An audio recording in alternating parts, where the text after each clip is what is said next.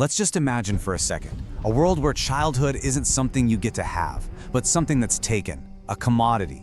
A world where the smallest hands are forced to hold the heaviest things, not books or toys, but the cold, heavy weight of a rifle. These children are the invisible fuel for modern war, a generation literally groomed to either kill or be killed. That right there, that's not a line from some dark movie. It's the real lived memory of Mohammed Citbe, who saw his first murder when he was just 5 years old. Think about that. In the world he survived, your best friend isn't someone you tell secrets to. There's someone who might have to take your life, just because their own life depends on it. And Mohammed's story, as horrifying as it is not some isolated nightmare. That number you're looking at, 300,000, that's a conservative guess of how many kids are trapped in this reality right now. And get this, it's more than double what it was just a decade ago. This is a crisis that is absolutely spiraling out of control. So, how on earth does this happen? Well, it's not a single event. It's a systematic process. Really, it's a theft. The theft of childhood itself. And it starts when the very places meant to be safe havens become hunting grounds. You know, when we hear the term child soldier, our minds probably jump to one image, a young boy with a huge gun. But the official definition is so much broader and so much more chilling. It covers any child, under 18, used for anything by an armed group. They can be lookouts, messengers, porters, spies. Direct combat is just one piece of this awful puzzle. I mean, just think for a moment about the places that are supposed to be absolute sanctuaries for a child.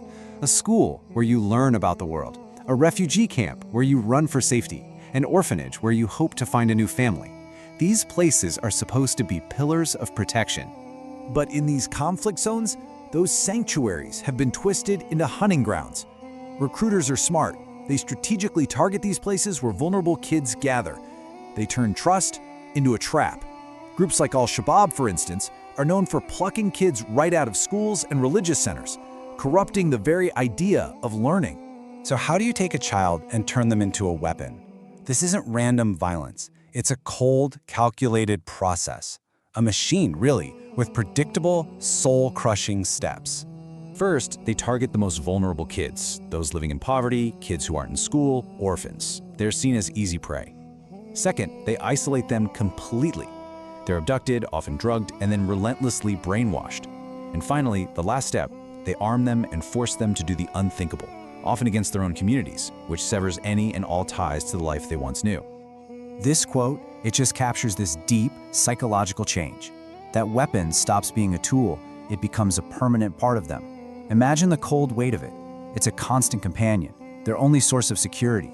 It becomes the only friend they have left in the world. And the roles they're forced into are so varied. But there's one number here that's absolutely crucial to understand. An estimated 40% of child soldiers are girls. And they are often forced into sexual slavery, becoming what commanders call bushwives. It's just a sick, cruel euphemism for a completely shattered life.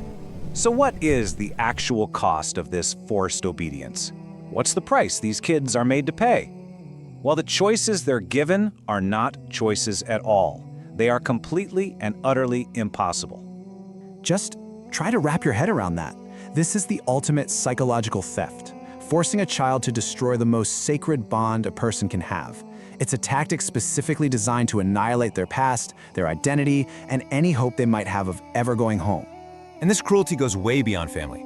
In Colombia, a former child soldier talked about being forced to kill his best friend as a simple test of loyalty. They weaponize friendship itself. It's twisted into this tool of control to prove that you're no longer a human being, but a loyal instrument of war. And I really need to stress, this is not happening in just one isolated corner of the world. Just look at this map. This is a global epidemic. From Africa to the Middle East to Asia, and even in the Americas, this crime against childhood is happening everywhere. And this crisis isn't getting better. In some places, it is actively getting worse. In Colombia, for example, child recruitment has skyrocketed by a staggering 300% in just 5 years. This is not a problem of the past. It's a clear and present danger that's unfolding right now.